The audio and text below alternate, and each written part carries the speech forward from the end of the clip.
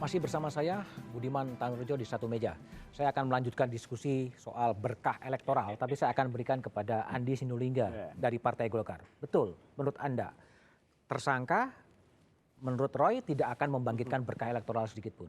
Iya, kalau kita lihat dari data-data survei kan memang terdeliver ya, penurunan suara Pak Ahok itu ke Agus Silvi dan Anies dengan Sandi.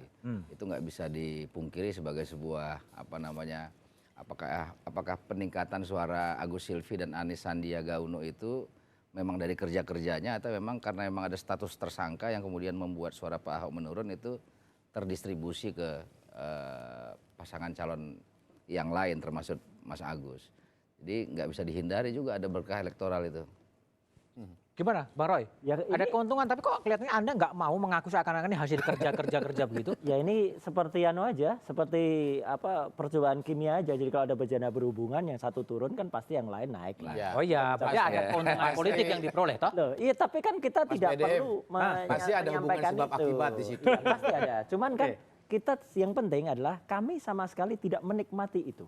Jadi ibaratnya kita tapi bersyukur alhamdulillah. Kalau orang tuh harus bersyukur. Gimana kita harus bersyukur? Iya kan? Salah dong. Kita sebagai manusia tidak bersyukur kepada Allah Subhanahu wa taala itu salah. Ya, tapi kan? Tidak mengharapkan jadi tersangka sebetulnya. Kalau itu urusan polisi. Urusan polisi itu ranah polisi. Saya menjadi teringat Mas BDM. Ketika PDI Perjuangan belum memutuskan pasangan calon gubernur dan wakil gubernur yang akhirnya kita putuskan Ahok. Itu berbagai macam lembaga survei termasuk pengamat-pengamat politik itu selalu merekomendasikan bahwa sebagai akibat kinerja Pak Ahok yang luar biasa membangun DKI Jakarta ini, dia hanya bisa dikalahkan oleh faktor-faktor di luar faktor elektoral.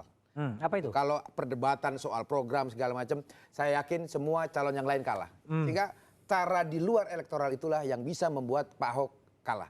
Nah ternyata satu-satunya kelemahan Ahok itu kan pada disiplin bicara. Nah disiplin bicara ini kemudian ketika dia melakukan slip of the tongue, itu ibarat main bola bulu tangkis. Dikasih bola lambung, langsung disemai sama Mas Roy. Ini salah. Ini spin ini ya. Jadi tidak ada yang memberikan bola lambung ketika di Kepulauan Seribu.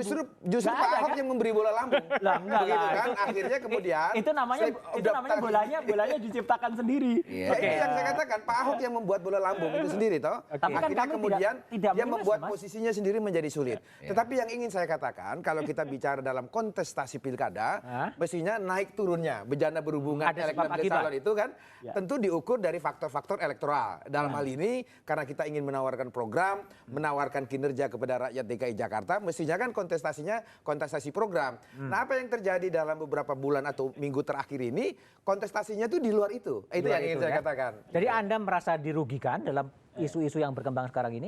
Kita tidak merasa dirugikan, tetapi yang pasti elektabilitas Pak Ahok dan Pak Jarod turun sekarang. Itu fakta yang saya kira tidak bisa kami pungkiri hari ini, Mas Budiman. Oke, kalau ini partai politik semua, saya ke Mas Gun-Gun aja lah. Sebagai akademisi yang lebih independen, posisi Ahok sebagai tersangka memang akan ada berkah elektoral yang muncul pada pesaing-pesaingnya?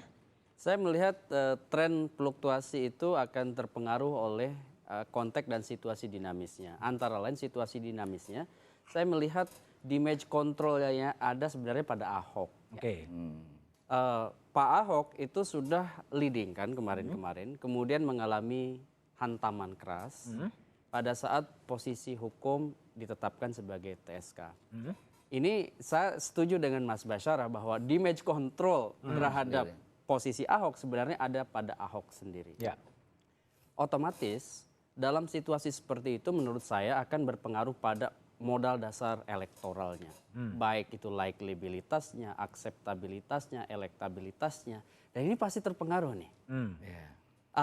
Soal kemudian siapa yang mendapatkan insentif elektoral, saya tidak mengatakan berkah. Insentif elektoral itu tentu belum tentu juga kemudian bisa dikapitalisasi menjadi dua pasangan.